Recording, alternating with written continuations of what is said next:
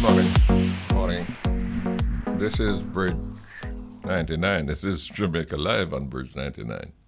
Welcome to the program. We're here every Monday between 11 a.m. and 1 p.m. broadcasting from Kingston.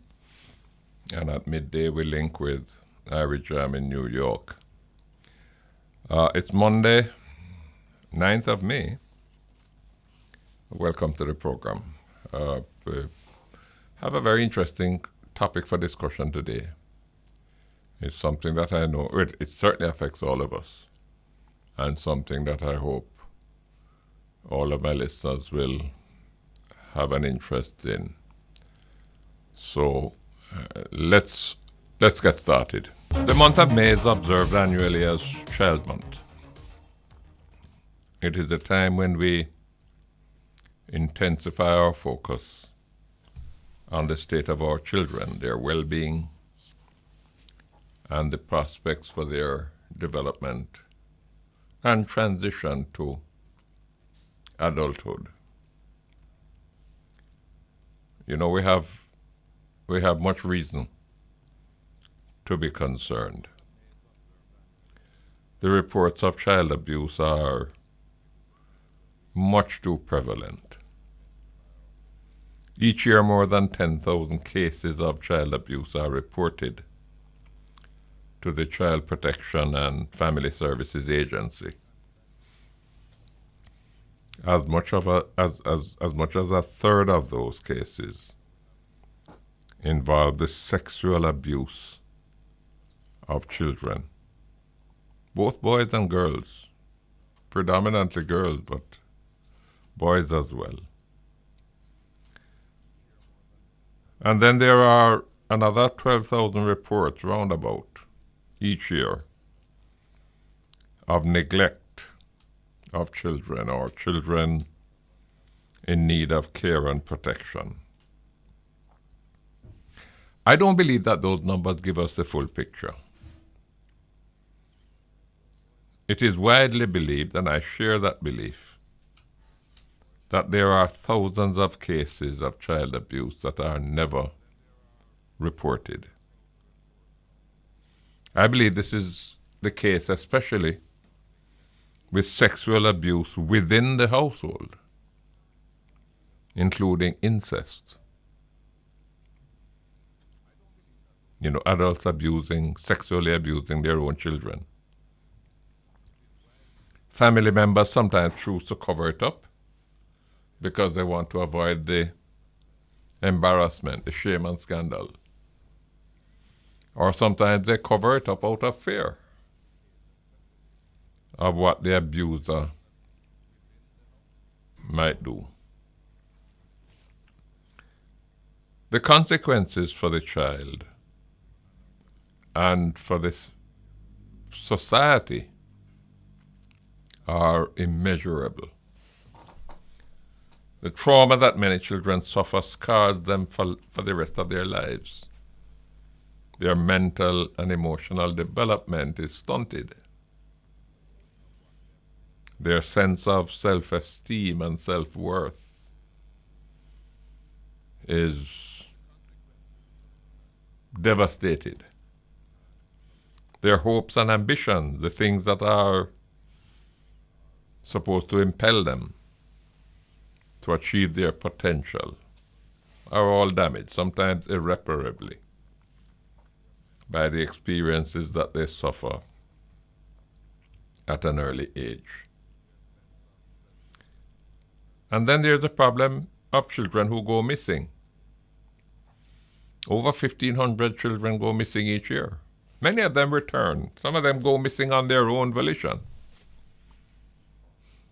either because they're trying to escape something or they're trying to find something.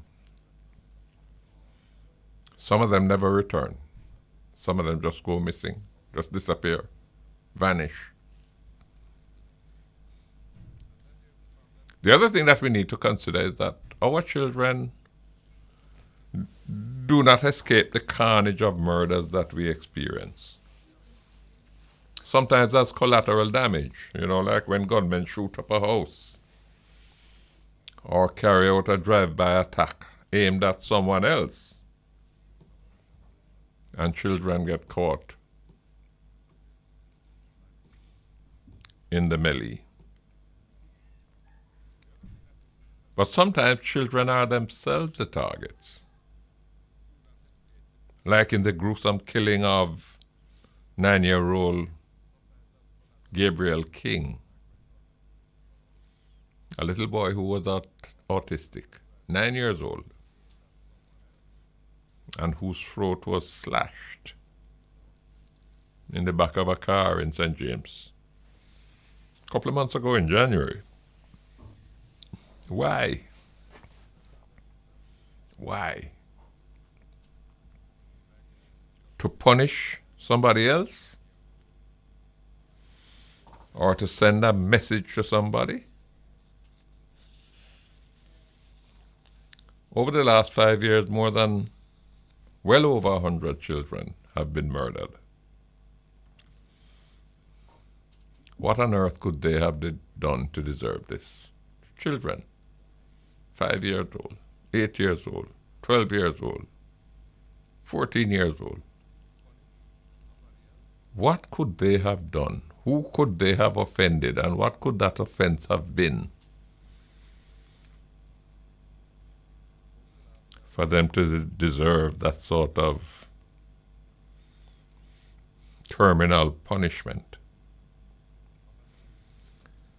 There is also the unsettled issue of corporal punishment. I say unsettled because the law forbids corporal punishment in schools. You can't beat children in schools anymore.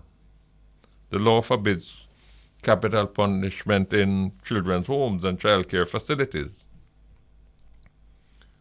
But corporal punishment in the home is not illegal. Many parents still believe that flogging a child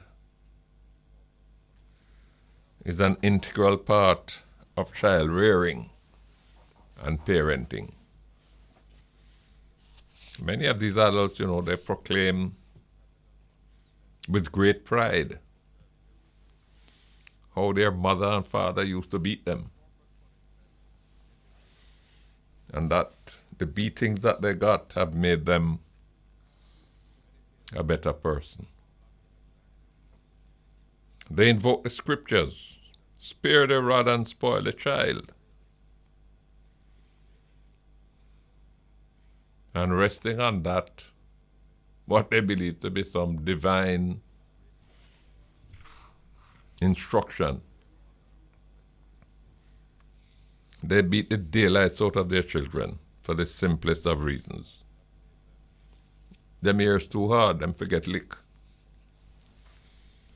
We have seen instances of children suffering lacerations, requiring stitches, broken bones, third-degree burns from close hands and scalding hot water. And in many of these instances, the actions of the parents, the persons who are inflicting this terrible punishment, have nothing to do with any desire or any intention to train the child in a particular way. They are simply expelling their own anger, their annoyance, something that the child did or didn't do caused them to get vexed and upset, and they take it out on the child. And when they do that, they're unaware. Or maybe they're aware but couldn't care less about the long-term damage that it may do to the mental state of that child. This is not a problem with an easy fix, like fixing a road or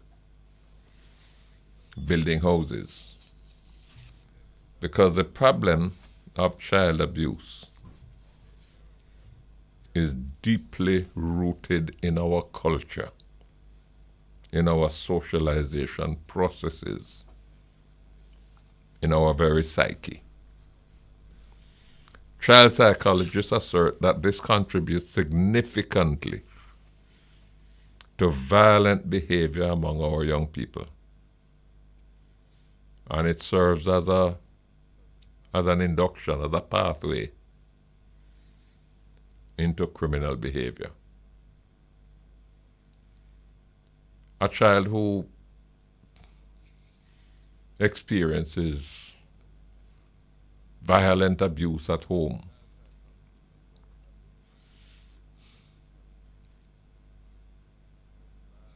it's not unexpected that he's going to see that violence abuse as a weapon, as a tool. So, like in them rural country parts where you don't have running water and children have to go to the standpipe, or people have to go to the standpipe to collect water. Very often the children are the ones who are sent with a plastic bucket to go and fetch water. Now, when they are accustomed to violence at home, where beating is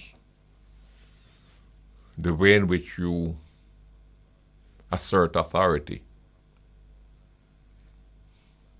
demonstrate superiority, when that child goes to this standpipe with that bucket, and you go there and you see a whole heap of people line up, so only part of children too, waiting to get their bucket full of water. That child knows from its own experience at home that if you don't want to wait 15-20 minutes to get your bucket filled, use the bucket and just lick some of the other picking them in them head and get them to move out of the way so that you can get to the pipe. Fill your bucket and go about your business, because that's what you're taught at home. You want to demonstrate your superiority, your authority, your power, your ability to get your own way, then lick somebody. You get your bucket full of water and you go about your business and you leave the other people them there to wait for half hour to get their bucket filled. As a country, we have not been unmindful of the need for a coordinated response to this issue. We have in place an institutional framework for monitoring and responding to child abuse issues. There is, as I mentioned, the Child Protection and Family Services Agency, which includes the Office of the Children's Registry. There is also the Office of the Children's Advocate. Their roles and the interventions that they make are critical. But they are essentially responders. They are activated after the abuse has occurred. Today we want to talk about the work that they do, the impact that they are having, the challenges that they face, the adequacy or inadequacy of our current institutional arrangements. But we also want to talk about the root causes. Why are so many of our children being abused? What can we do to correct it? And we have lined up some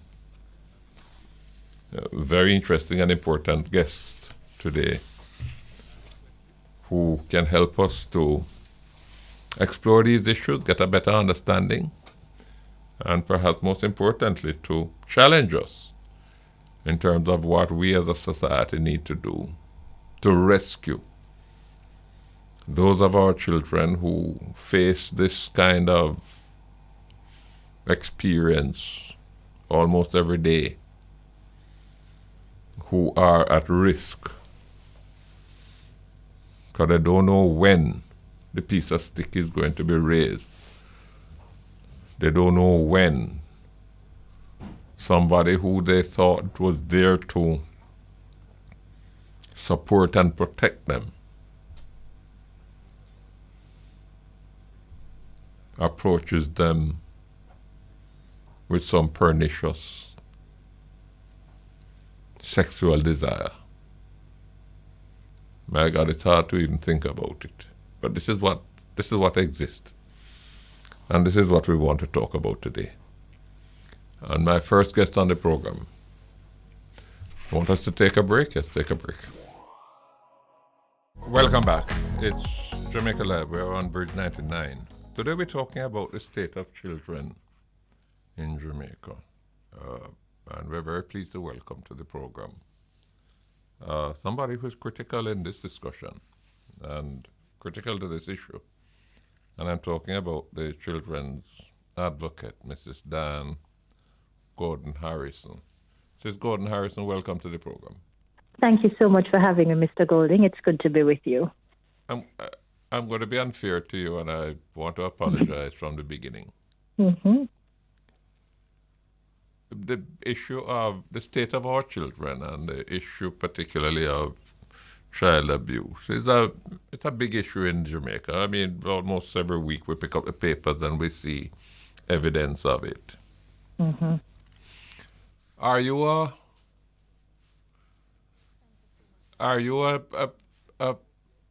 an inspired voyager, or are you a frustrated perseverer? I think it's perhaps a mix of both. And I like how you started because it's keeping the conversation, I think, very real, if I may use some street parlance. And so, inspiration is something that comes from within. I'm a firm believer in that. And though the problems are great and the frustrations can be many, what is inspiring and keeps us going on is that there are successes every day. The only regret is that, when you say you take 5 steps forward and 10 backward, it feels like that sometimes. So that's where the frustration kicks in. But we don't stay frustrated because, I'm fully cognizant of the fact that if you get into a constant state of despair and hopelessness, it means that you can no longer give of your best to help those children who are depending on you and who sometimes their parents and themselves don't even know what the remedies are that may be available to them. And so that is the inspiring part that keeps us plodding on. Dan, how bad is the problem? And when I ask that question, the problem is not unique to Jamaica, but are we worse than the average? Truthfully, Mr. Golding, we are not. And that paints a very sobering picture for the state of our children globally. What we find right across the globe and regionally as well as in Jamaica is that it's our children who continue to live within the margins of extreme poverty and social kind of broken structures, if you will, and I'm getting to the whole family life and the community involvement and so on, that continue to bear the brunt of the problem. And we're seeing these children feature in many different capacities. So we're seeing them, for example, before the courts. When you look at the antecedents of a youngster who is brought before the court for having committed an offense, it's usually a youngster who has certain things that are lacking within their social fiber. And so we're finding that, they're finding perhaps some kind of, solace in being a part of a gang or a grouping that doesn't mean them any well because that family connection is not there at home. We're finding as well that they're exposed to extreme forms of violence, both in terms of words and actions and behavior that they pattern over time. And they, I suppose, believe that this is the way to respond to conflict.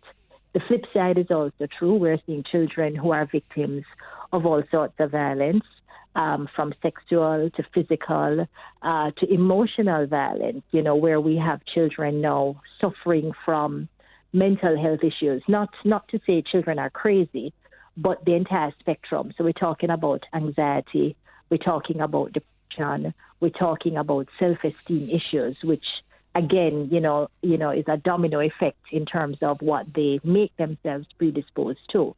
When we look at our girls, for example, particularly teenage girls, when you talk about self-esteem issues being the root of all evil, where they think that, to value self, it means to get likes on social media. So you post the most provocative thing that you can think of because you're trying to attract that attention that's lacking, from persons who perhaps don't mean you any good. So the situation is serious. There's the influence as well of social media, which has become even more normalized given the COVID-19 pandemic, where we had to use online platforms for all manner of activities.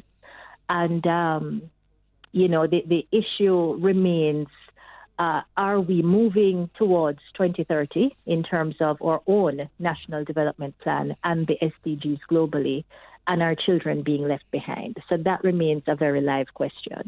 Let me ask you this. At the time when you were born, I don't know when you were born, I'm not going to ask you. And at the time when I was born, yes. Certainly I grew up in an age where bringing up children was instinctive. It was almost a cultural DNA.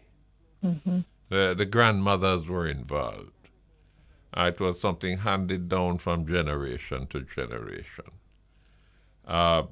Perhaps they didn't always get it right, Mm-hmm. but they were always well-meaning, well-intentioned.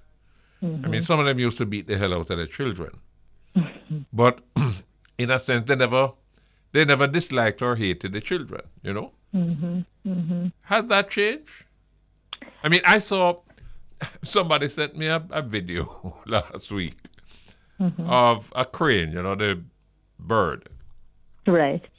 on a riverbank with its young offsprings. Mm-hmm. And a crocodile or an alligator came up and evidently thought that this was going to be his dinner. Mm-hmm. And that mother crane kind of flew up 2 feet off the ground and started flapping her wings with such activity and such aggressiveness that the crocodile or alligator felt that no, this one looked a little too dangerous. That's the protective instinct. Yes. What has happened to that, Dan? It's still I there, mean, I've read of cases where mothers allow their children to be sexually abused. Mm-hmm. What's going on? Yes. All right. So it's still there, right? So I want us to look for the silver lining. We have a lot of well-functioning families, but again, we're having increases in terms of the concentric nature of the persons who are exposed. So we're seeing, for example, that grandmothers now are much younger than they were in days gone by. And so the grandmother, who usually was a retired person who could assist with that, caregiving at home, is now still a part of the workforce. So that takes away that kind of matriarchal support that what about a some great persons grandmother? have. Well, it goes back, I think, to family structure. What we're finding is that family, and again, I'm just looking at the persons who typically show up as being in harm's way. It goes back to not the best supervision structures at home. So usually there is a story, sometimes very unfortunate, things that we can't even begin to imagine. And when you hear it, these are people's reality. So there's a weakness there and a breakdown that I think is contributing to it. And then also in terms of the information highway that is now at the touch of a button and instantaneous, we are having, the situations brought more forcefully before our eyes. My previous life was as a Deputy Director of Public Prosecutions. And what I can tell you is that though the reports were not as, probably as blatant and as frequent back then, we were seeing them in the courts. And so I believe, and I really would go on record as saying that Jamaica has suffered from continuous underreporting of what used to happen even in the 90s, even in the 2000s, because we have some parishes, for example, where there are untold horrors that never make it into the news, that are happening to children every day. So I think the fact that we are now hearing more of it, it makes the problem, more clear and present, and we are more aware of it. But, it doesn't take away from the fact, even though it existed before, that we really need to redouble and see how we can disrupt some of these situations that our children find themselves in. Tell me, in the research that you may have done or other agencies have done, whether locally or internationally, yes, and you will see where I'm going with the question. Mm-hmm. Is there any correlation between child abuse in the home Mm-hmm. and unwanted pregnancies? I would be, I think, a little bit overambitious if I tried to answer that directly. But because I don't have that data to hand, and I really haven't seen any scholar kind of zero in on it.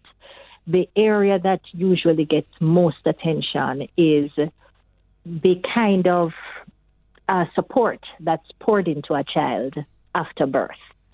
So where you have a child who is wanted, loved, parents are excited about that child, you find that the child not only benefits from the influence and support of those parents, but from the extended family, grandma, granddad, auntie, godmothers, and so on. Vis-a-vis a child whose mother was not necessarily so ready for the pregnancy, or is a child of a mother who has a number of other children and she's struggling financially to make ends meet, or is a mother who is broken, because we're seeing that as well, because what the research does confirm is that children who are now victims, if you look back at their parents' experience, a lot of those mothers were themselves victims, which, for example, would explain why those girls who become teenage mothers, their mothers were also teenage mothers, or why girls who are victims of sexual abuse or other forms of exploitation, their mothers were exploited in a particular way. So there is, some correlation there, because when you look at a mother who was abused as a child, that is now recognized as an adverse childhood experience. And what the research has shown us is that those adverse childhood experiences that go undetected or untreated, or there isn't support given to the young person, will trail an adult all the way through life. About 2 weeks ago, I was interfacing with a victim, very accomplished woman now, made it out of St. Thomas, migrated to Miami, is doing amazingly well, got her qualifications and so on.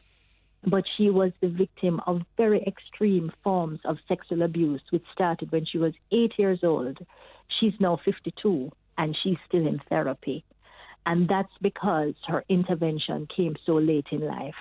And when she talks about just the ways in which her life has been impacted, from her relationships, in terms of with friends of the same gender, just being able to trust people, to navigating romantic relationships, to her relationships with her own children and so on. It literally has, been this blueprint, if you will, that keeps popping up every now and then because she's more predisposed to certain things happening to her.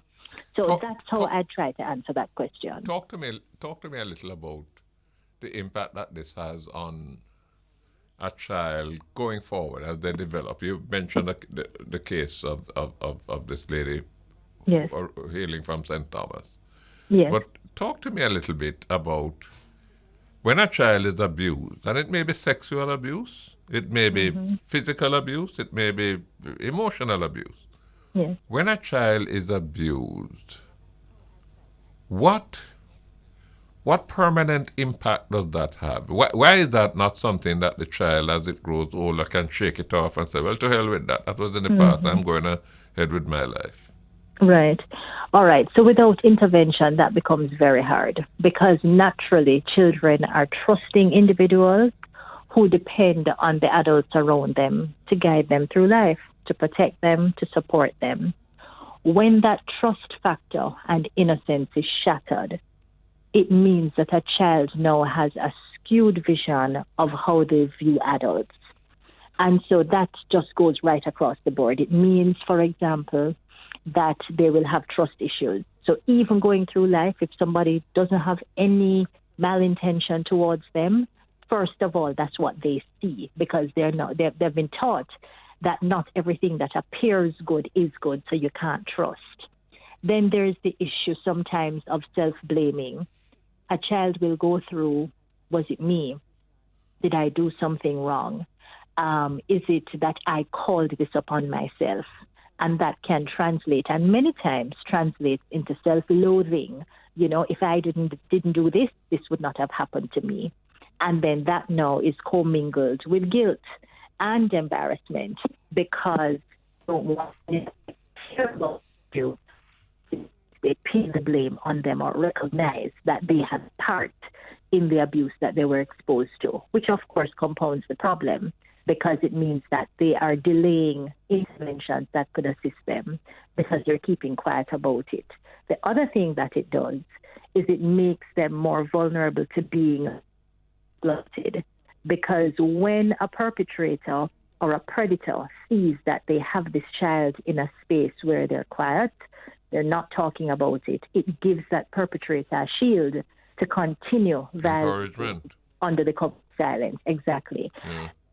The physiological components. Does your office have the resources, the professional resources, to respond to this? I mean, the kind of psychological intervention that needs to be made, the therapy that may need to be applied. Are you able to respond to the cases that you come upon? To some extent. So we do investigations of all types in relation to children, and our investigations can lead to different outcomes. Somebody for the court, legal being referred on behalf. But what we have actually been able to do, previously we used to work still with the Ministry of Health through the child guidance clinics, which are staffed with qualified psychologists. We're losing you, Mrs. Gordon Harrison. You've been breaking up on us. Have we lost her? Let's take a break and see if we can relink. Welcome back. It's Jamaica Live. We're on Bridge 99. We're talking today about the state of our children. And we're in a conversation with Mrs. Diahann Gordon Harrison, who is the children's advocate. We got disrupted connection. We're trying to link back with her, but in the meanwhile, we're very pleased to welcome to the program the UNICEF rep in Jamaica. UNICEF, has made child welfare and the care of children one of its major areas of focus, and we're very pleased to have joining us the UNICEF representative in Jamaica, Miss Mariko Kagoshima. Ms. Kagoshima, can I welcome you to the program? Excuse me? Hello? Hello. Welcome to the program. You're on Jamaica Live. We're live much. Thank you. I'm very pleased to have you, and we're also going to be linked for a short while with someone who I think you know very well, Mrs. Diahann Gordon Harrison, who is our children's advocate. But can I pose this question to you as you join us? And it's a question I'd pose to Mrs. Gordon Harrison. The problem of abuse of children, the lack of care, it's not a problem that is peculiar to Jamaica. It's a worldwide problem. But I'd like to ask you, since you would have access to the global picture, how we have a problem, but how is our problem in comparison to the rest of the world? I want to see if I can calibrate my state of alarm. Are we on the bottom side or the top side? Well, first of all, thank you very much, Mr. Gordon, for inviting me to this important program. And to your question, it's very difficult to say, and it's impossible to say if Jamaica is at the bottom or at the top. But what we know is that, for example, children are exposed to violent discipline early in life, and that is one of the top percentage. 85% of children under age 15 years of age are exposed to violent discipline. This is by far much higher and one of the highest in Latin America and Caribbean. So, yes, children in Jamaica has challenges in certain areas, but that doesn't mean that children are not protected totally, or they have huge issues. But then, of course, Jamaica is facing an important issue of violence, and we do believe that early exposure to continuous violence is affecting the situation. Well, let me take that point and pose that to Mrs. Gordon Harrison. Mrs. Gordon Harrison, are you back with us? Yes, I'm back. Thank you for having me back. We have, over the last, I think started back in 1998, I believe maybe. First of all, the Court of Appeal abolished corporal punishment as part of a criminal sentence. And subsequently, successive governments have abolished corporal punishment in schools and childcare facilities and so on. But corporal punishment at home, the flogging, the licking, that has not been abolished. Is there anything that prevents us from doing it? I mean, you're not a policymaker, you're not a lawmaker, but is there any obstacle to our making that illegal? I think the greatest obstacle at this time is the cultural context in which we operate. And I just wanted to qualify just a little bit in terms of the places that we have partial abolition of corporal punishment. So in schools, it's only the early childhood institutions. So it's still possible, if you will, by virtue of law, for a schoolmaster, dean of discipline, to use corporal punishment. I didn't know that. I thought we had knocked it away altogether. No, not altogether at all. And of course, in residential childcare facilities and in our juvenile correctional and remand facilities, there is no possibility under the law for corporal punishment to be used. And I think just that gradual kind of letting go underscores the cultural context that faces us, because we always have, persons who say, this is my child. This is how I discipline. This is what I grew up with. This is how I know it. And if we don't do this, we're going to have a society of unlawful children who become, unlawful adults.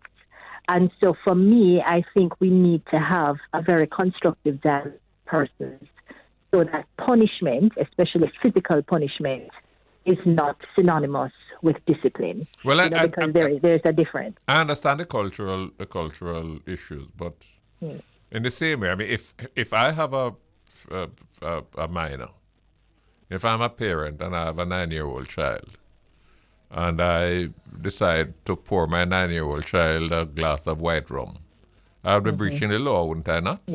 That's correct. So why can't I be breaching the law when I pull out my belt and decide to beat the hell out of that child? Because, I'm going to qualify it again. If we're going to have a full ban in terms of beating and so on, that takes the will of the legislature to amend relevant pieces of legislation. Yes. Again, there has been some partial kind of thinking, because for the worst forms of beating, we can actually get that under Section 9 of the Child Care and Protection Act, which speaks about cruelty to a child. And that really is defined as any kind of, harm being inflicted upon a child by someone who has care, custody, or control of that child. But of course, like this calling with hot water. Calling with hot water, beating with a belt and leading to the gouging out of the skin. Yeah. It's a physical injury that could maim or it's very extreme. And what we find as well is that culture really encapsulates everybody, including the judiciary, and the legislature. So we have had cases, for example, at the Office of the Children's Advocate, where we've put a matter before the court, right on the doctrine of transferred malice, which is that the teacher string corporal punishment to a child. I think he was 8 years old at the time, and his neighbor in the classroom sitting at a desk. It wasn't for the bell to go to the left eye, and so being the doctrine of malice law in the criminal, that the fact that the teacher was doing a so on, that there should be some kind of rest that's available, just even of the whether the entitled to minister in keeping with responsibility to keep that on the. We're having a difficulty hearing you because the distortion is coming again. Let me ask Ms. Kagoshima this. In terms of your own advocacy, you have been in Jamaica, you have had a chance to assess the Jamaican situation and context. What would you suggest to us are the priority areas that we should be focusing on in terms of improving the quality of care, the treatment of our children, safeguarding their own welfare, helping them to transition to adulthood? What do you consider to be the things that we most urgently need to focus on? Well, I think there are, I would say, 4 areas. One, Jamaica has good legislative and policy framework, except for those areas where we have to push extra miles, like corporal punishment, etc. But, those legislative and policy framework is not supported by the required resources to ensure its full implementation. So, one, adequate resource allocation is absolutely necessary. Second, I think we need to have a much more coordinated efforts and approaches to address violence against children, because it tends to be fragmented, and that leads to the lost opportunities to provide children with a continuum of care, of protection that they need. 3, we need to address really underlying root causes of violence, so that we can have more effective prevention programs, not to attend the issues per se, because then it is too late. We would like to ensure that prevention mechanism is in place. And then finally, data and evidence. Digitalization of data is one step. Data of children who has gone through the correctional services, etc., their data should be also in a continuum of the case management, so that we know what is working, what is not working, and then how best we can support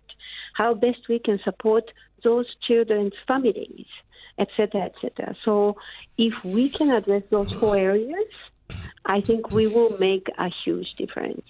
And of course, social norm, as Diahann said, we have to talk about social norm, culture that accept violence.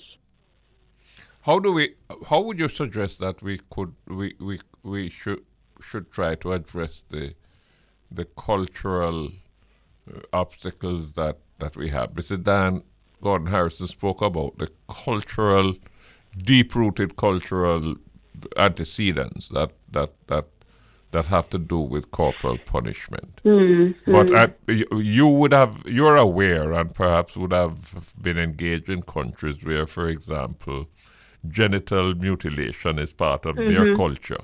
How has UNICEF assisted countries in breaking down that kind of cultural wall? Well, that's a long walk. You cannot change culture or social norm one day to another. but you have to first identify the real message that changes them. I think I have one example that changed a lot of cultural practices, and it's not a female genital mutilation, but it's about the use of latrine. Do you mind if I share this example? No, go ahead. So, UNICEF, I think it was in Bangladesh, we have been advocating you have to use latrine, you have to establish latrine. Nobody uses latrine because it was not in their culture. So, you spend millions trying to make a billboard, use latrine, that's hygiene practice, etc., etc. Nothing changed. What moved the needle was the different approach in messaging. The Bangladesh is a Muslim country, and then some messages were framed saying, protect your women from bad eyes by setting up latrine at home. And that changed entire scenery. Everybody started to set up latrine. But, we have been talking about hygiene practices, diarrhea, etc., etc. It didn't move the needle. But then when we had hit one good message that really hit their heart or thinking, it changes. So I think when we talk about culture or social norm, we really have to do lots of error and practice, and then get to the right message, and then delivered by the right person. Social influencer, not necessarily the Twitter or something, but each community has some person that everybody respect, or a lady, the female boss that everybody respect. And then those are the people that we really have to start mobilizing, but also it has to come combined with a legislative modification, because the country has to say hitting children is not correct and it is a criminal activity. And the only way that a country can demonstrate that it is against that criminal activity is by making it a law to prohibit it. But then at the same time, you have to ensure that there are lots of cultural, social norm change activities by crafting messages and, sensitizing the citizens. I think another thing that in terms of corporal punishment, it's very important to intensively work with parents. Parenting practice is the most important thing, and then let them know how they can talk to their children, how can they discipline their children without hitting. And that is very important, because it has gone on for a long time, the corporal punishment, and that's the only way. Probably many parents are exposed when you are a child and then you did something wrong and then you be beaten, and then that's how you learned. So how to change this cycle of belief, cultural belief and practices, is really talking to parents. And then, of course, you need to support those parents, because I am a single mom. When I come home tired and then my son acts out, I really, it's best to really be calm and talk to him what needs to be done, etc., etc. And then I'm talking about, sorry. So yeah. I think it is important to have the social protection as well. Yes. Mrs. Gordon-Harris, are you still with us? Yes, I am here. Thank you so much, because I know your time is under some pressure. But before we wrap up, we're going to have to wrap up in a couple of minutes, because we're coming up to the midday break. But what are your own thoughts in terms of how we address this cultural challenge? Because it's not just in relation to corporal punishment, which may have deep cultural roots, but a parent who looks on a child and says, "Look how your face ugly." How do we change that? All right. So within the home, we have to look at parental support and intervention. And my thing is that it shouldn't be a blanket approach. It has to be what's happening in Manchester and how do we talk to parents who are most at risk of becoming frustrated, practicing the emotional and psychological abuse that's, really killing the children's self-esteem, and help them up. What's happening in St. Anne?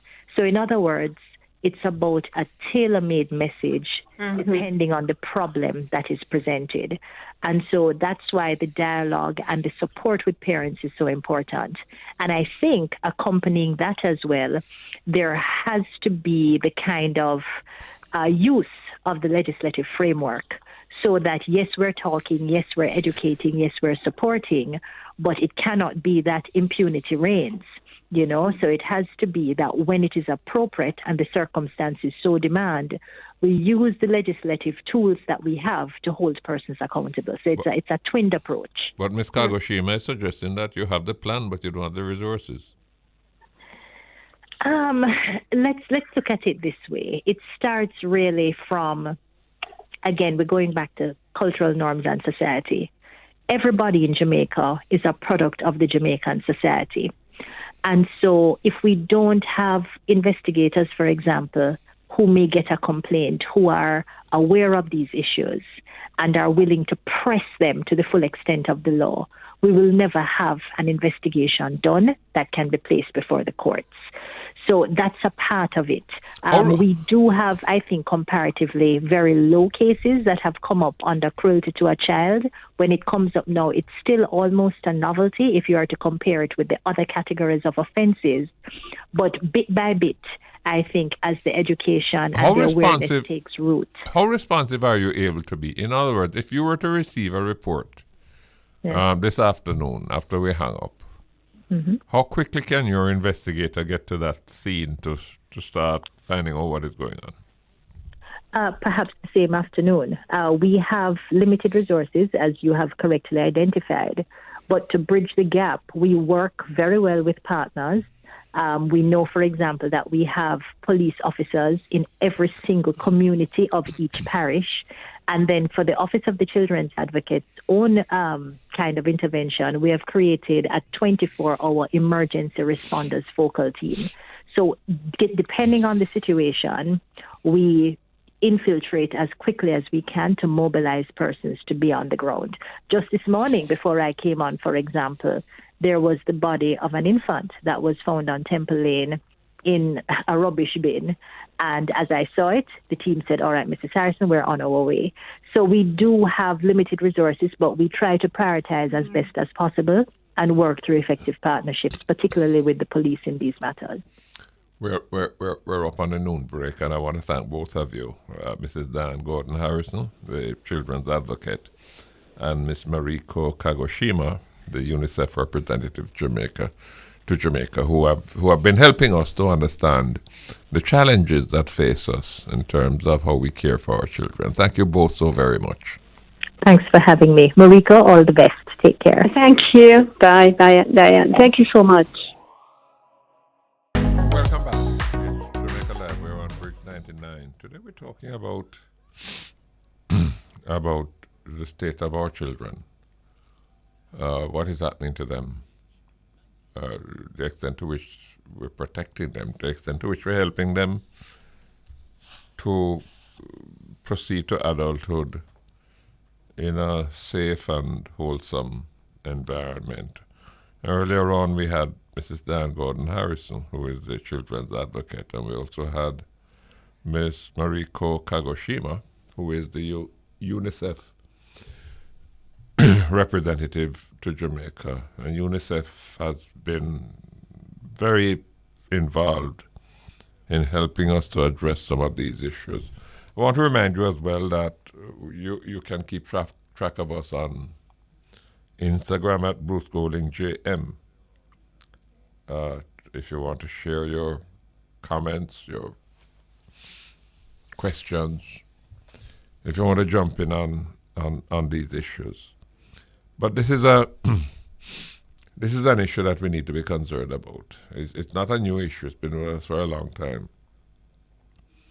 And I'm not sure that we're making the connection between how we bring up our children, how we treat them, what we make of them, and the challenges we face now with a society in which some of our young people have even been called irredeemable. You look at the level of violence that is taking place. You look at the people who are involved with the violence, majority of them are young people. And perhaps there's a connection between how we treated those young people when they were children and what those young people have now assumed as their role in life. It's an issue that we really need to focus as much attention on as possible. We're hoping in a short while as well to link with Beauregard in New York at Irish Jam. Boy, you're not there yet? No, not yet. We're going to bring him in shortly. I think he's dealing with some commercial household matters in the meanwhile. But we're going to be linking with New York shortly. And we're going to be bringing in the diaspora in the New York area into the discussions. We're hoping to talk shortly with Dr. Pauline Mullings, who is the chairperson of the National Child Month Committee. Remember, this is Child Month. We do it every year. We've been observing Child Month, even before independence. I think we started observing May as Child Month back in 1954, I believe it was. So we would be at it, 68 years. And even if, it's Child Month, but bear in mind that the issue is so important that is a month of intensive focus, but it's an issue that we need to keep in the forefront of our minds every month, every week, every day. Because many of us, I'm sure, have seen instances of child abuse. What do we do about it? Do we intervene?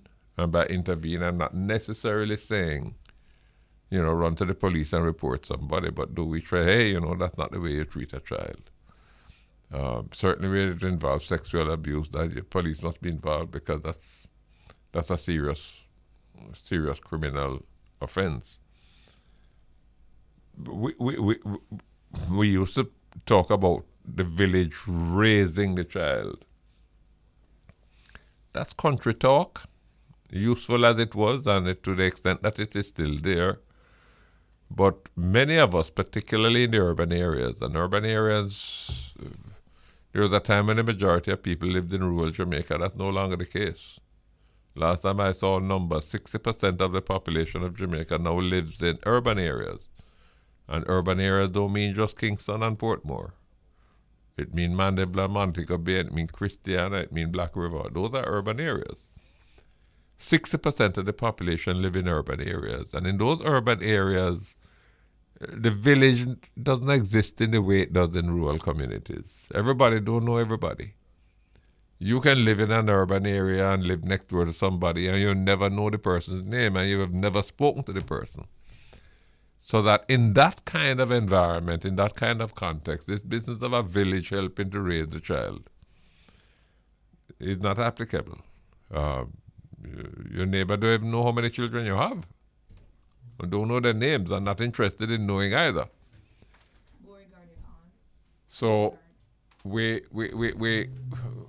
need to intensify the focus on the parent.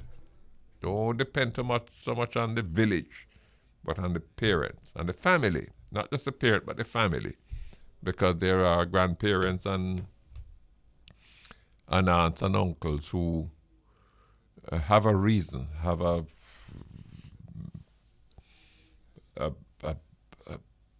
biological reason to have an interest. Beauregard. Good afternoon, Mr. Golden. Listen, man, today we're talking about the state of our children. Great topic. Is that a big issue up among the diaspora up there? I think it's always a concern. I don't know if it's an issue. It's always a concern, as we say, the greatest resource of any nation is its people, and one of the best tools of building a nation is to invest in the children, because we know that they are the future, and I've been hearing that since I was a child, and I now look at my kids and other people's children, and we know that when we are gone, we're going to have to leave this earth to them. So it's all about investing in them and providing the right opportunities for them when it comes to education and also health, and to just make sure we raise them in the right and proper way. Just last week we were discussing, the prowess of our athletes, and we wouldn't have been turning out such great athletes and teachers and musicians if we had not taken care of our youths at an early age and gave them the right upbringing. Now, we all know that's the key to nation building is the youths. Well, we had Shelley on last week, and you see what she has done in Kenya. Yes, definitely. Broke a record. Or she set a record? She set a record. Yeah. Yeah, man. Matter of fact, I wasn't sure if I could get her on because when I contacted her, she said she was leaving for Kenya that same day. Yes, I remember. But tell me now,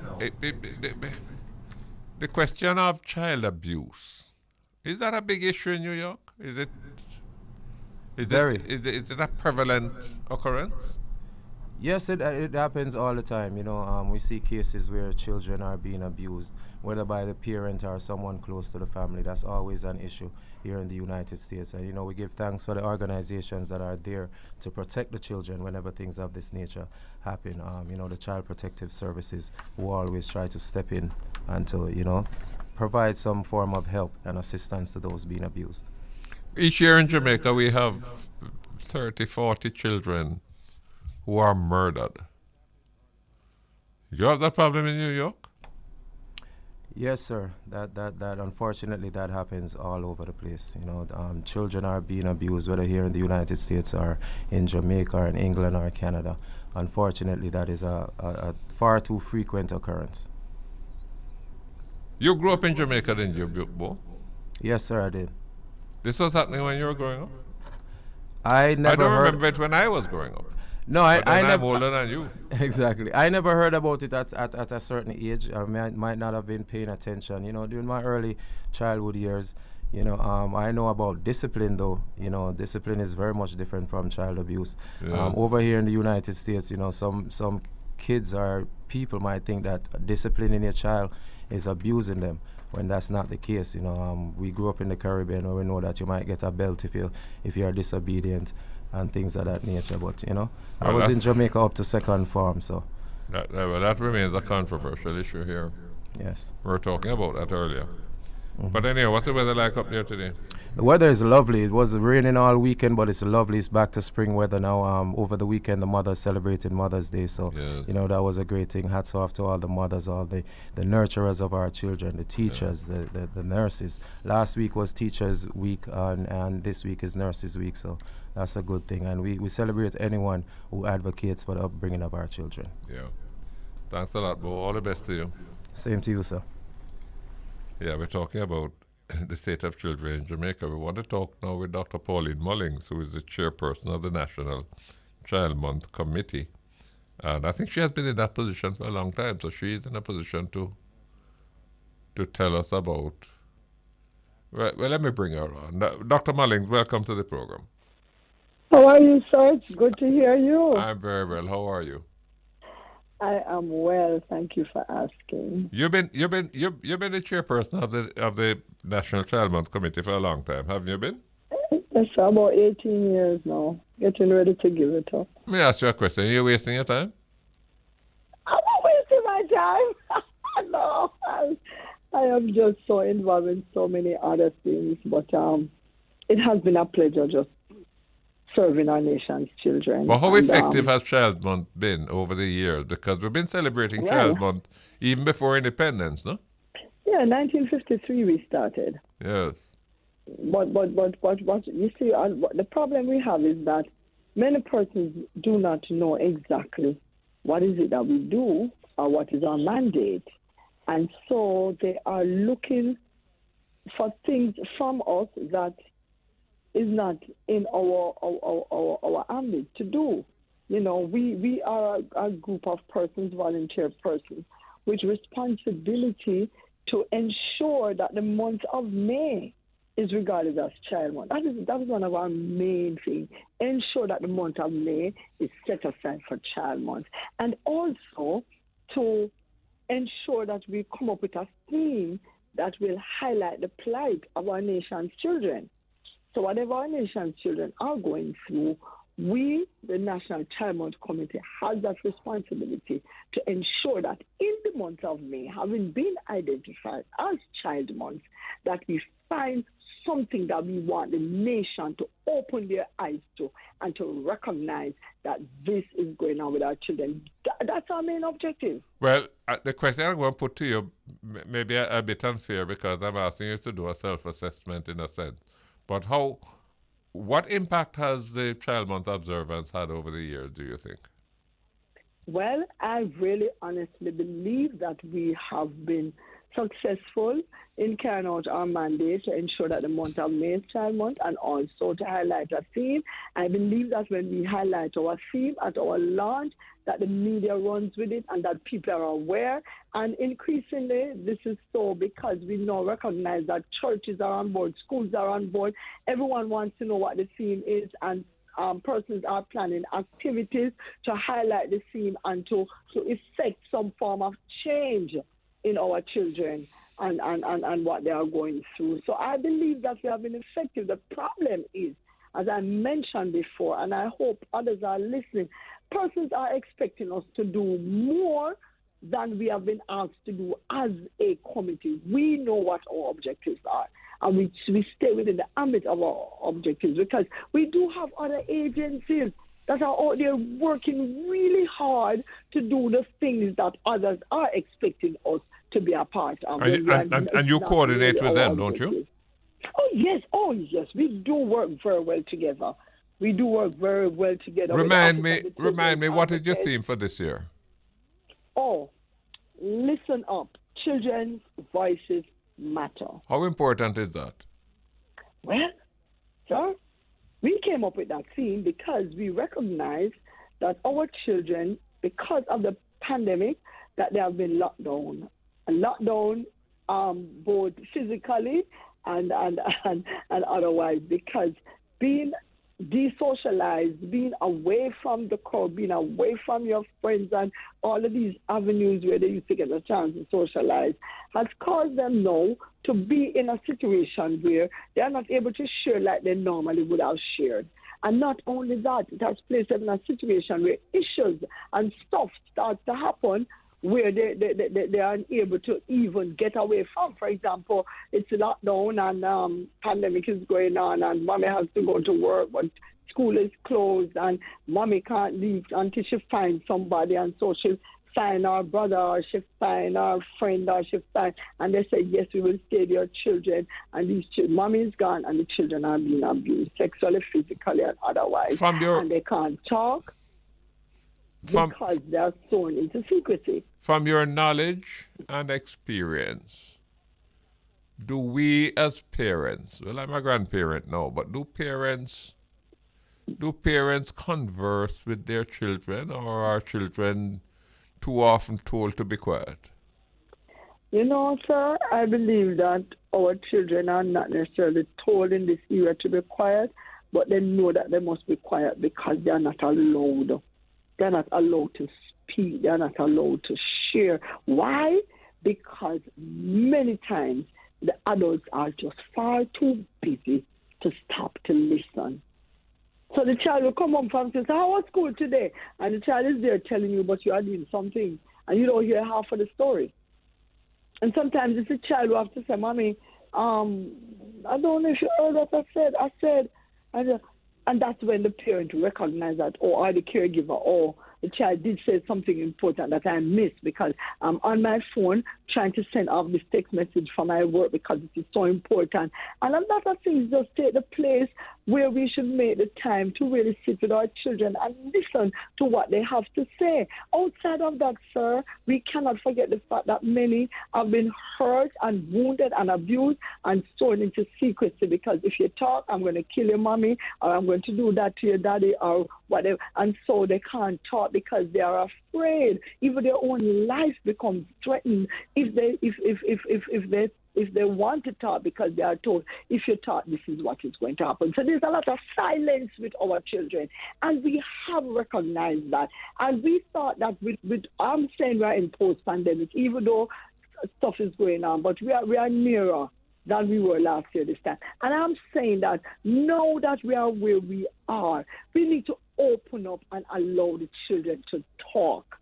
If they know that we are listening, I believe they will talk. But they will tell you, that makes sense, me talk. They're not doing what you're saying, right? And so we thought that if we could sensitize the nation to this important fact that our children need to be heard, they need to feel that it's okay, I can talk. They need to know that what I say is important, it matters. They need to know this. If they know that, if adults are aware that children know this, then we feel that our children will get a little hearing here and there. And you would have recognized, sir, that we have, in this pandemic, we have developed two very important helplines for our children. One is the Safe Spot Initiative, which is a 24-hour online counseling service for teens 18 and under, 17 and under, right?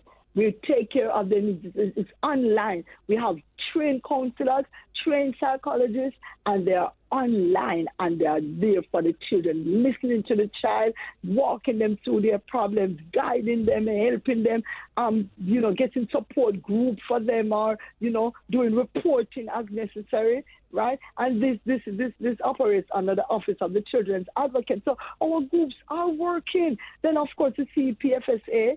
Under the administration, we also have the 211 line, which is a reporting line. Any adult, any child can call and report anything that's not going right with a child, abuse or anything. This is a reporting line. It's also 24 hours.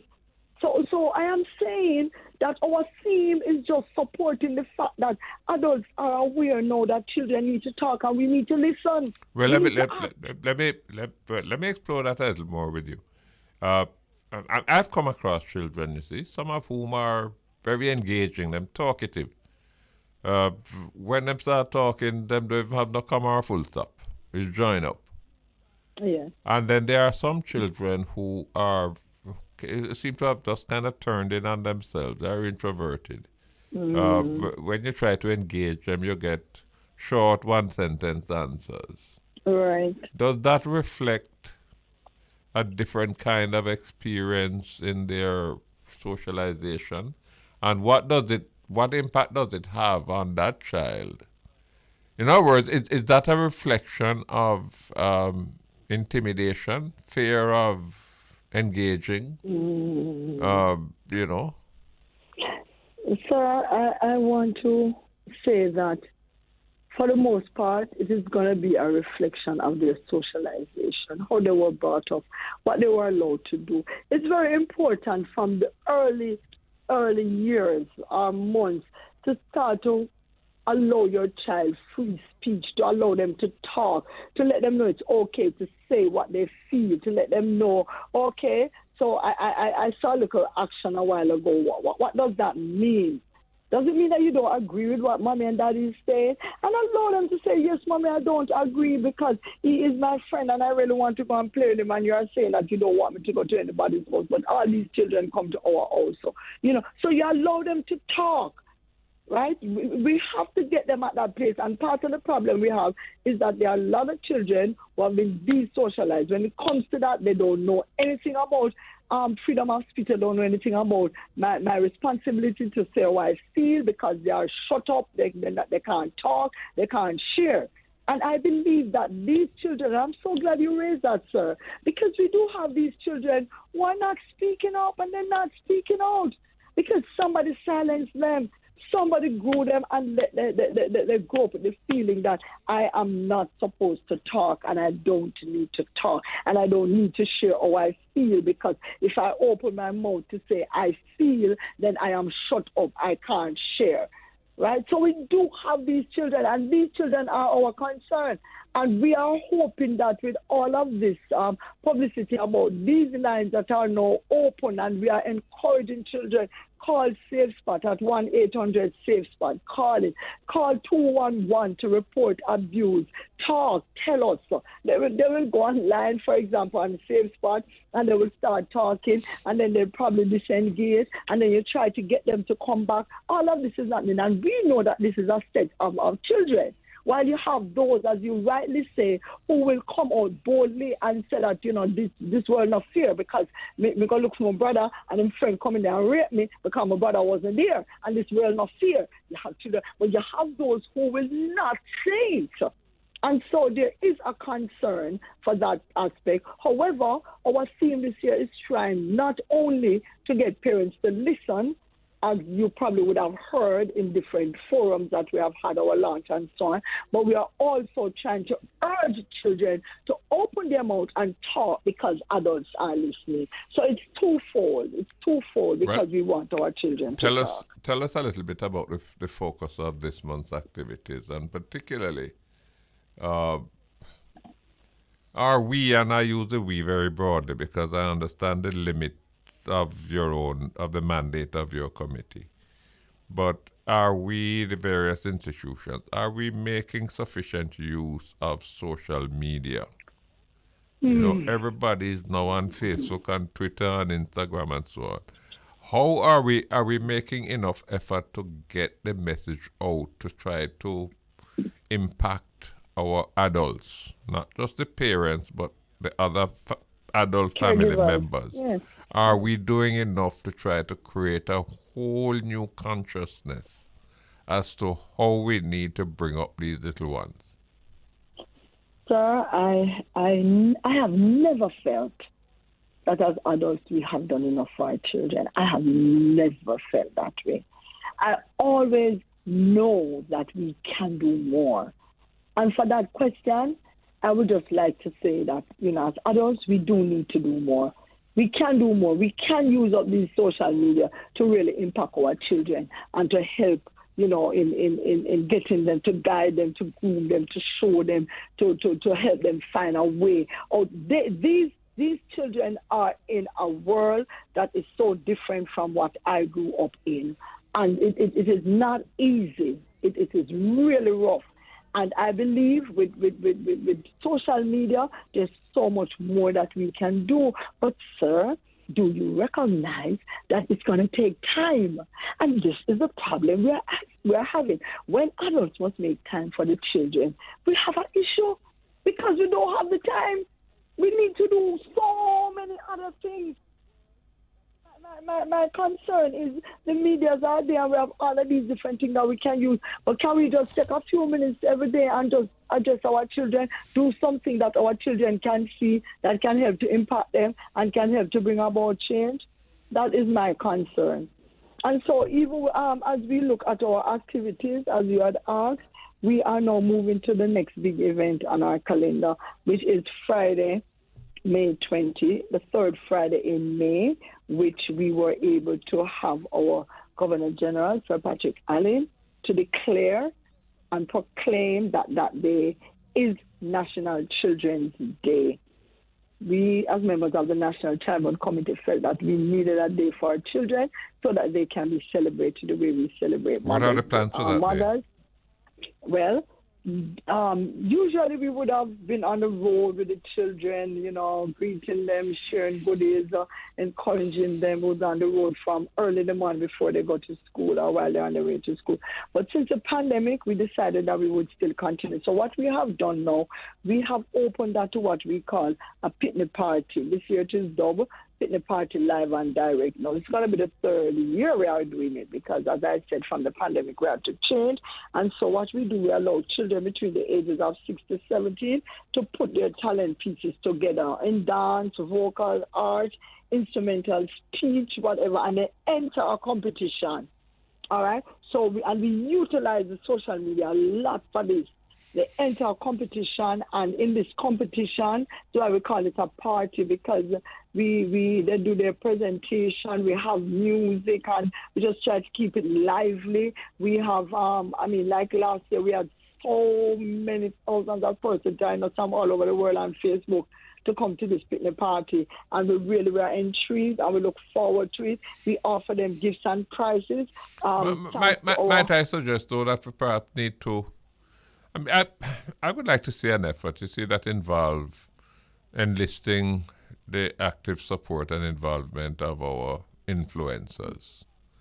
I remember some years ago, for example, Tony Rebel put out a song. I can't remember the title of the song, but I remember there was a verse of the song that said, "Remember you little children, it could be the next prime minister," you know. Are we doing enough to enlist our icons, you know, our entertainers, our athletes, the Usain Bolts and the Shelley and Frasers and so on, to carry a message to get into the minds of our parents in their homes that, look, raising a child is serious business, and there are some things that you must do and there are certain things that you must not do. Because so much of the problem that we are running into is culturally rooted, and if we are to address that, we're going to need some purveyors of that message. Well, we probably need some of these icons to do some free stuff. The prices are high. I can tell you that, sir, because we have asked people to do some of the stuff we want them to do, not even to endorse. Well, so we probably need to ask them to think of volunteerism. Well, I don't know how much I'm not suggesting they are not doing. I'm just saying from where I sit and from my limited knowledge, and I know that we have tried in our, but it's pricey, sir. It's costly. But it's a very good suggestion because culture is a concern that I personally have. It doesn't fall under the remit of Child Month, but it's a personal concern that I have because of how I feel about culture and what I know of culture and how culture has helped me to be who I am today and has helped me to give so much into volunteer work. We perhaps need a fresh approach. Dr. Pauline Mullings, let me thank you very, very much. I mean, you've been good to me today, and I want to thank you for joining into the discussion. Thank you so much. Thank you for having us, and may you continue to enjoy great health. Good. Thank you so much. Bless you. You're welcome. Bye-bye. Let's take a break. Welcome back. It's Jamaica Live. We're on Bridge 99.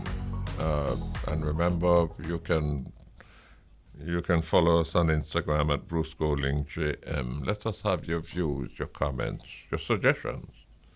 On this program, we try to delve into issues. It's a single issue discussion program. We spend 2 hours on the same issue, talking to different people, getting different perspectives, and hopefully making some headway in terms of determining what are the solutions, what needs to be done. And today we've been talking about the state of our children in Jamaica, their well-being, what we're doing to ensure that they grow up in an environment that is wholesome, that is conducive to their transitioning from childhood to adulthood. And we're very pleased now to be joined by someone who has been an advocate for many, many years, someone who has taken on this business of children's welfare with a passion. And I'm talking about Mrs. Diahann Blaine, the founder of Hear the Children's Cry. Diahann, welcome to the program. Thank you, Mr. Golding. Good morning and it's afternoon already. I'm sorry. Good afternoon and good afternoon to your listeners. Thank you for having me on. Tell me, you've been at this for a long time. Yes. If I were to find a word to describe your state of mind, would it Yes. be exasperated or inspired? Well, perhaps a little of both, maybe more on one side than the other. Always inspired because you work with children, and when you work with children and youth, you have to constantly be inspired to inspire them. You have to be hopeful to give them hope. Many of them have lost hope, as you know. And so always inspired, exasperated, without a doubt. We started here, the Children's Cry, 20 years ago. We are actually celebrating our 20th anniversary this year. And 20 years later, Mr. Golding, we are looking around at the landscape of your children, their welfare, their well-being, and certainly we are not happy. We have made some improvements, but when you look at the totality of the situation affecting Jamaican children, we're certainly not happy at all. Let me ask you. Yeah, go ahead, Mr. Golding. No, well, sorry, I interrupted you. You No, finish. that's okay. No, that's all right. No, Please I go wanted to ahead. ask you, to what extent, since I started the discussion this morning, I mean, we've spoken with the children's advocate, we spoke with the Yes. UNICEF representative, we spoke Yes. with Dr. Pauline Mullings. Yes. To what extent do you think, how much of the problem you think is institutional and how much you think is cultural? It's a combination of both, of course, right?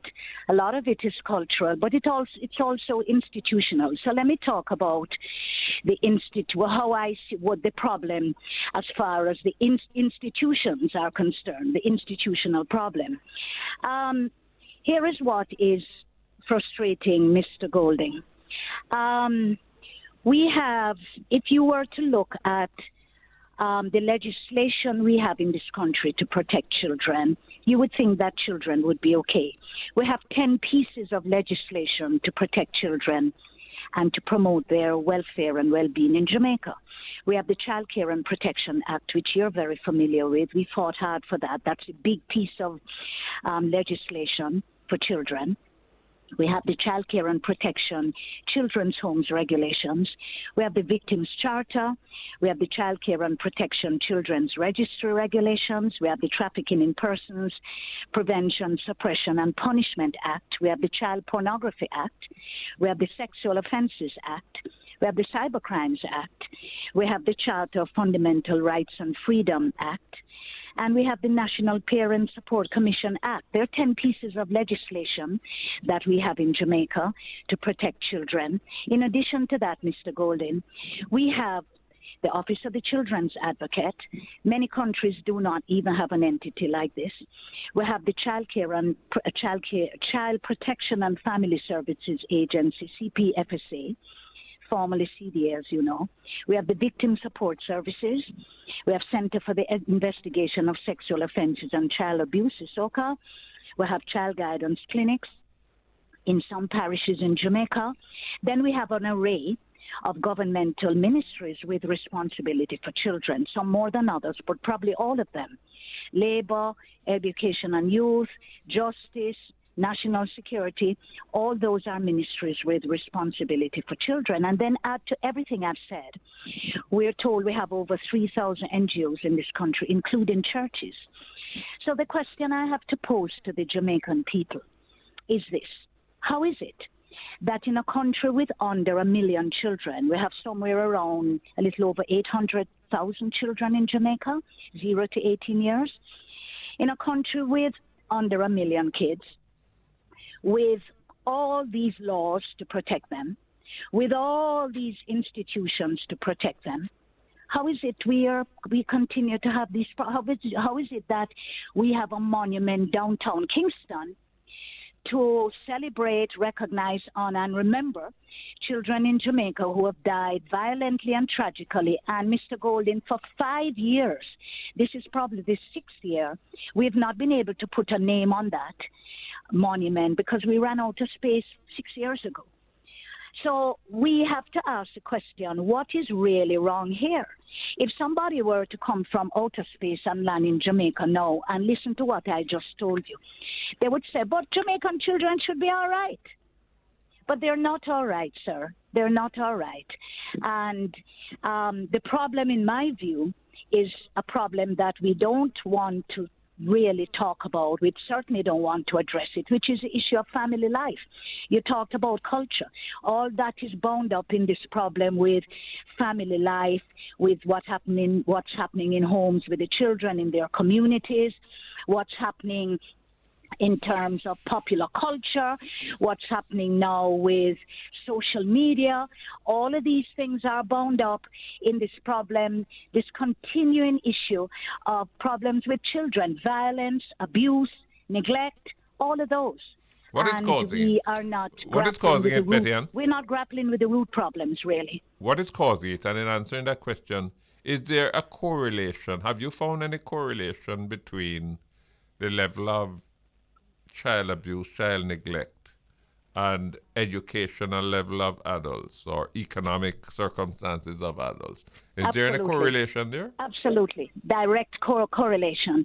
We see it when we're in the communities working with families, parents or guardians.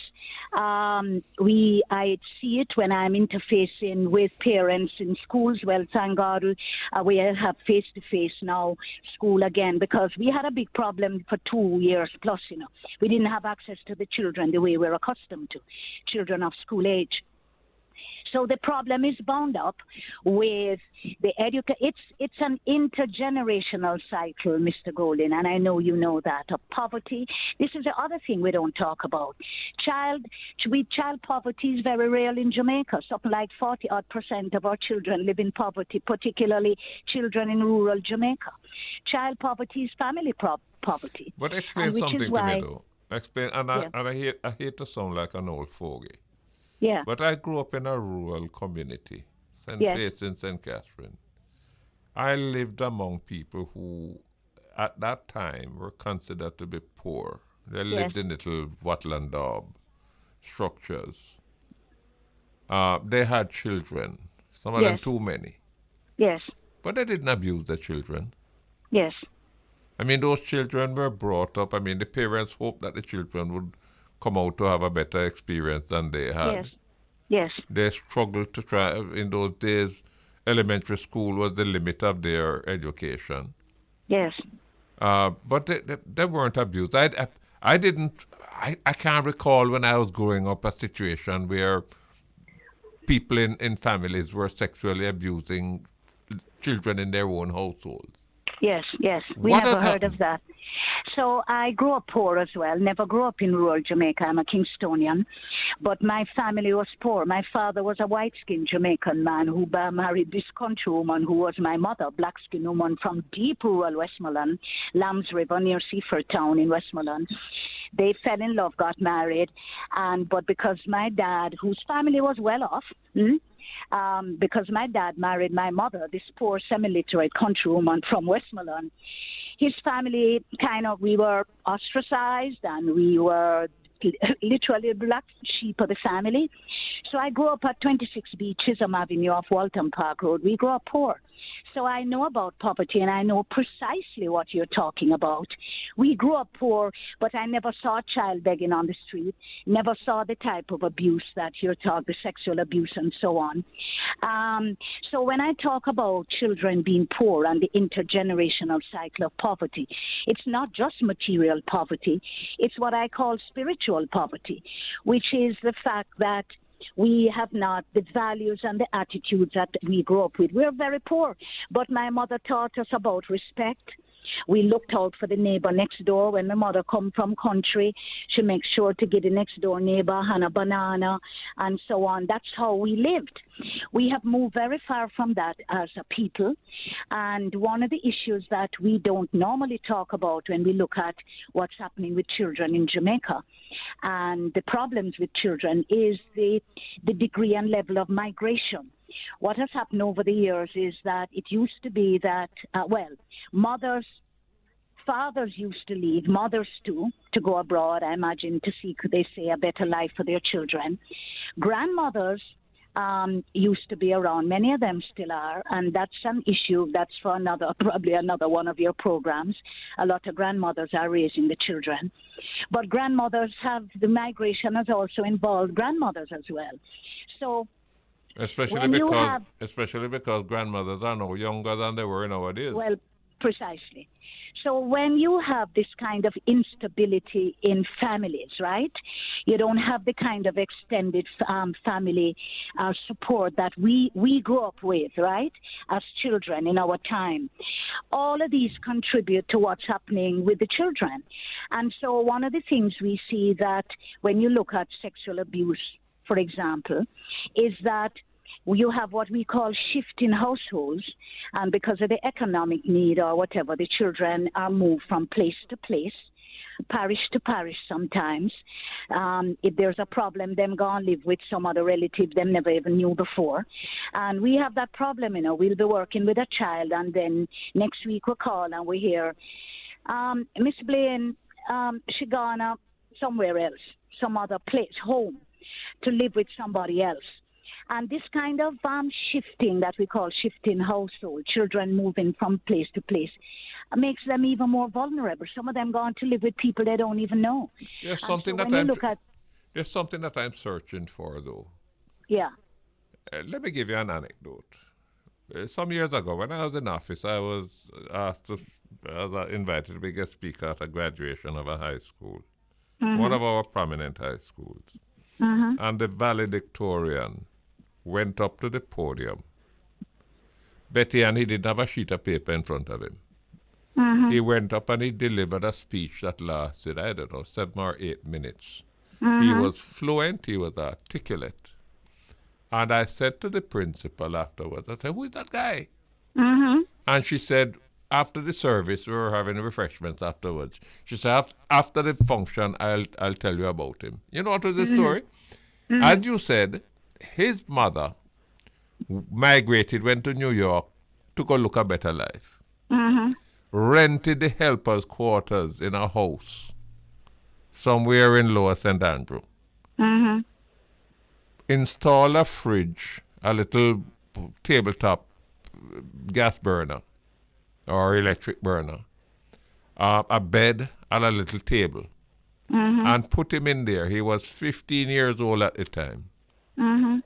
And that boy, she sent the money for him to take the bus to school and the lunch money and so on. That boy did well in school. He's now a surgeon. Just a fast forward. Wow. What would have made that difference? In other words, here is a child that perhaps could have ended up on the street as a gunman. That's right. But well, we don't know God's purpose on each individual. Having said that, I want to say that I suspect if we were to dig deeper into his life, we would probably hear that he had mentors, maybe at school. It would be interesting to know whether it was a teacher or somebody at church. Or somebody at church. I bet you there's a backstory to that. I'd love to hear it. But I know about those success stories, Mr. Golden. We have many. We worked some years ago, we worked on this project funded by USAID in Grand Spend community called Education for All. That was the name of the project. It was for unattached males 15 to 25. It was an amazing project. I ran the project. And we recruited, the young men. And it was a 16 months, I think, or 18-month project. And when we were done, Mr. Golden, 50 of the young men some of them were gunmen before, some of them were wannabe gunmen, but many of them had given up hope. We brought these powerful interventions to bear on their lives for the 18 months, including remedial education, personal development, who am I, career guidance. We brought in motivational speakers. I designed the project. 50 of those young men graduated. One of them works in my office with Hear the Children Scribe for the last 10 years, I'm telling you. We know about these success stories. That project won the World Bank Award for Best Practice in the Hemisphere. that project. And so we had a graduation, as you talk about valedictorian. We had a graduation, and the young man who was a valedictorian had asked me before the graduation if I could lend him the autobiography of Malcolm X. I loaned him my book. He read it, and would you believe at the graduation he quoted from the book. And when the question was asked of the young men, we made them, they were the panelists. We never sat up front for the big graduation. Somebody got up and asked, why was this project so successful, this person asked. And one young man said, because we felt like we were loved and respected. Can you imagine, Mr. Golden? I was sitting there and I could never have expected that answer.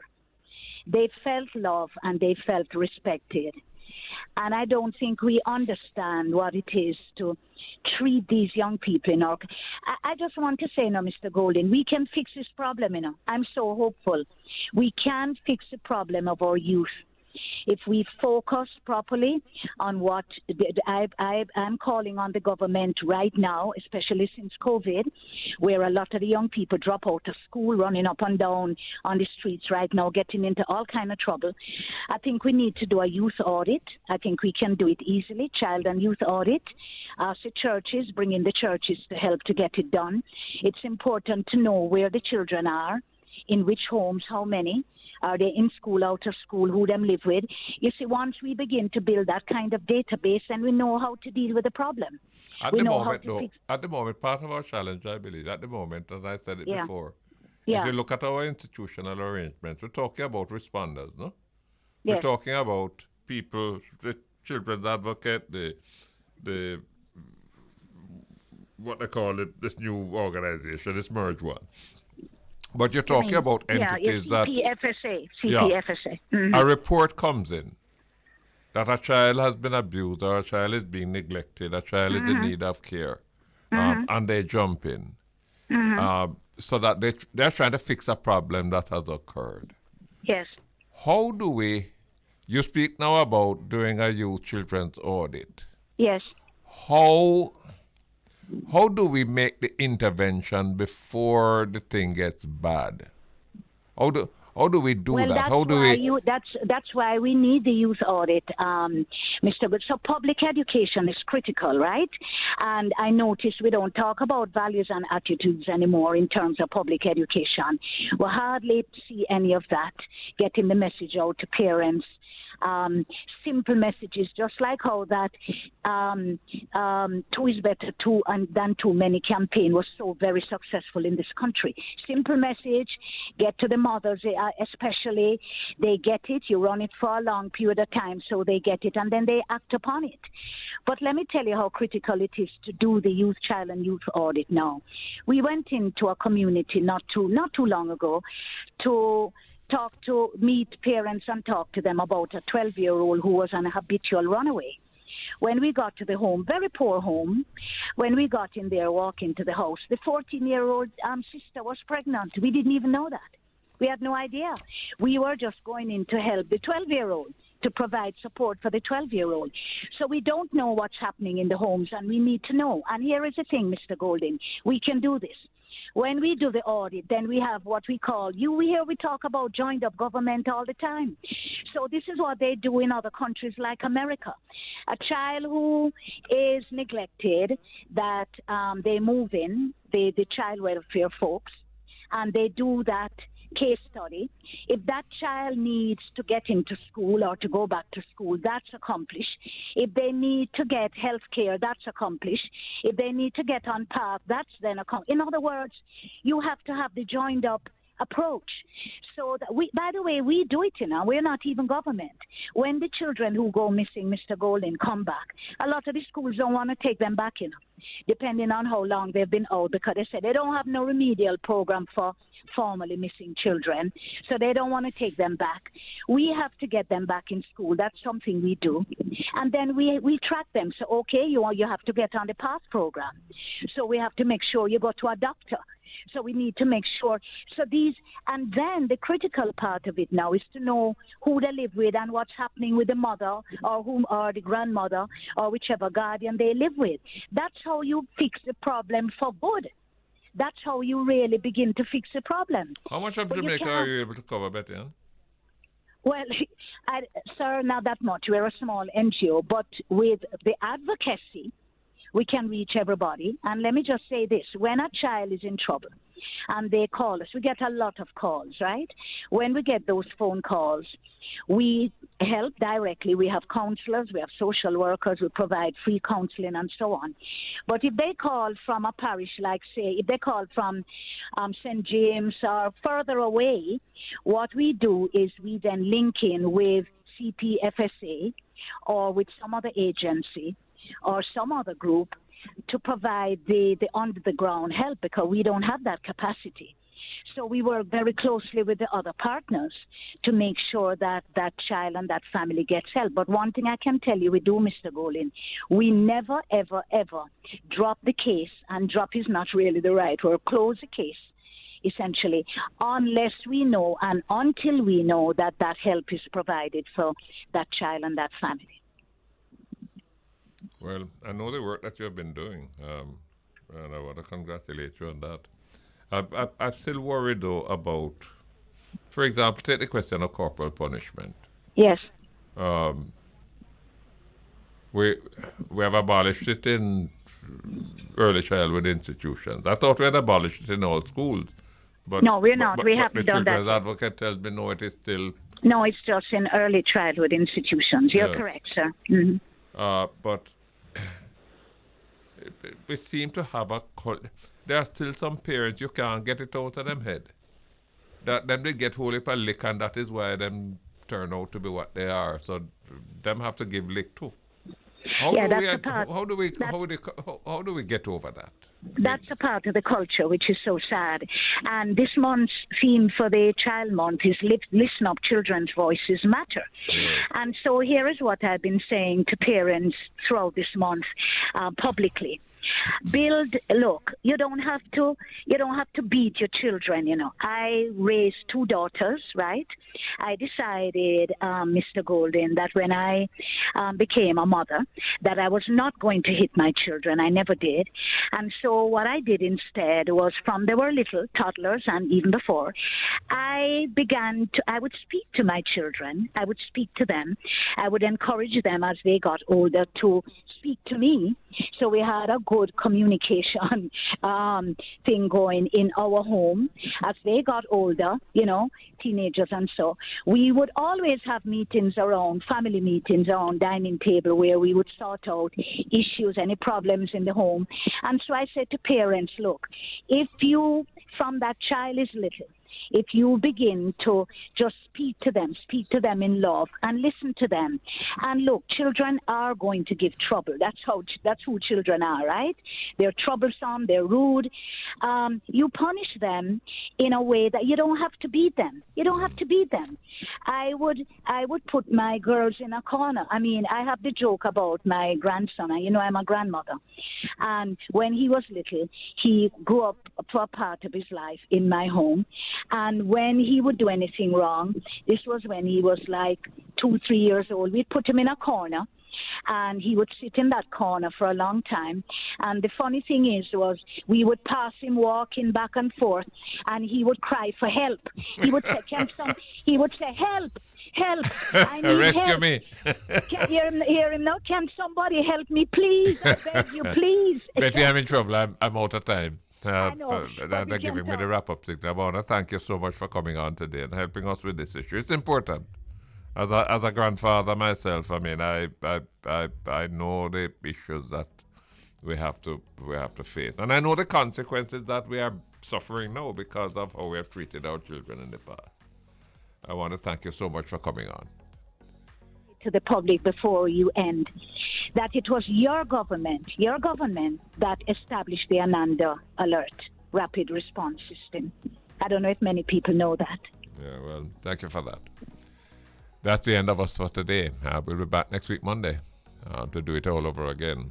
Jamaica Live on Bridge 99. Thanks to my producer, thanks to my engineer, thanks to my listeners. Remember, you can follow us on Instagram at Bruce Golding JM.